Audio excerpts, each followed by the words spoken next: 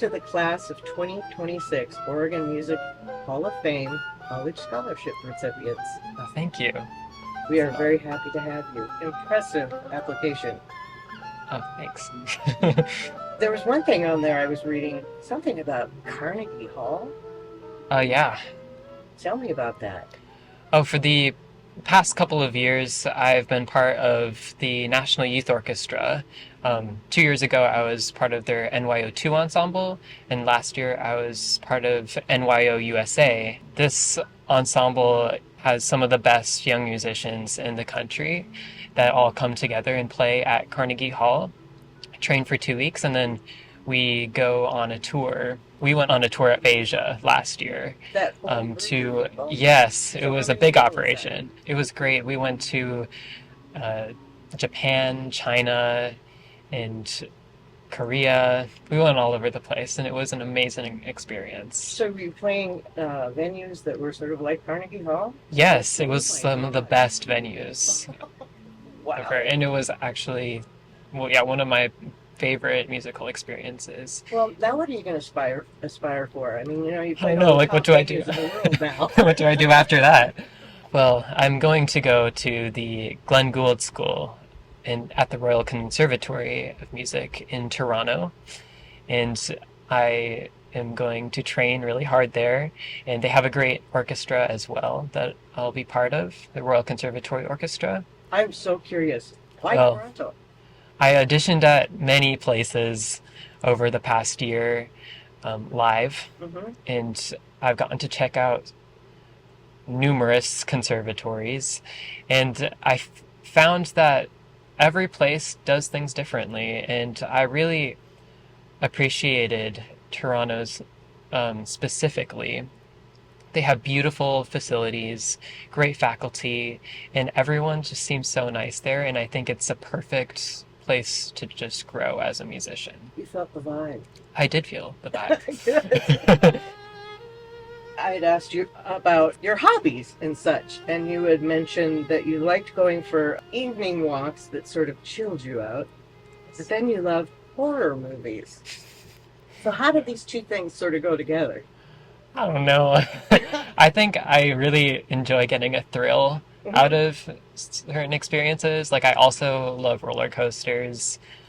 Just the kind of the feeling that I'm gonna die for like a split second, but like I don't. Adrenaline sports. Yes, exactly. I mean, honestly, I get a similar experience out of performing in a way. Like, getting up on stage, there's a lot of adrenaline there. Yeah.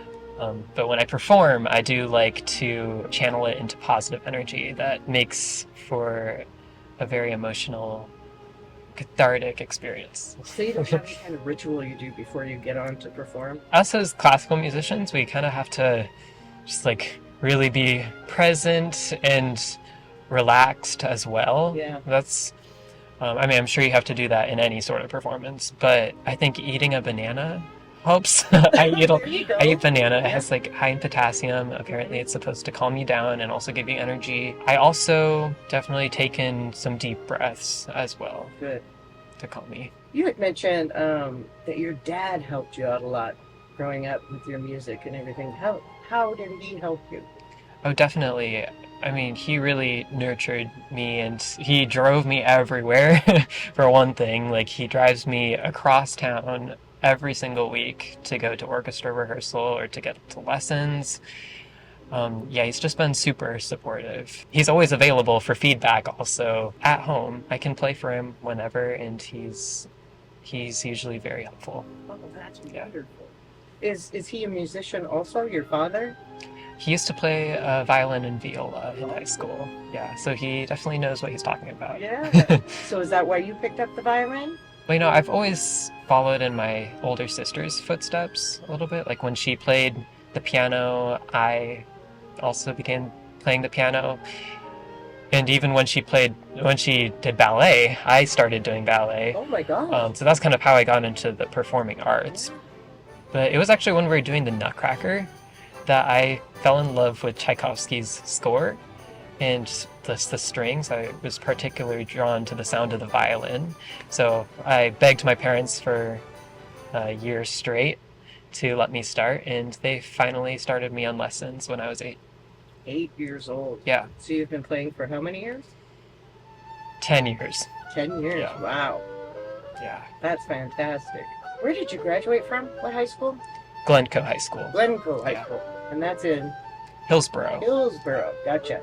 And you're going off to Toronto. What will our scholarship help you with at school? I mean, there's a bunch of expenses. Even though the school itself is very generous with money, there's also living expenses, and there's there's instrument repairs and maintenance, which is very important. Changing strings, rehairing the bow, that's very expensive, and this scholarship helps out a lot over those next 4 years with all of that. And it's incredibly important to have a functioning instrument when trying to grow and develop as a musician. Well, congratulations, Leo. Thank you. I see a fine future ahead of you. Please keep in touch with us. Keep us up on what you're doing. I will. We'd like to know what's going on. Yeah. Okay? Congratulations! Thank you. It's an honor.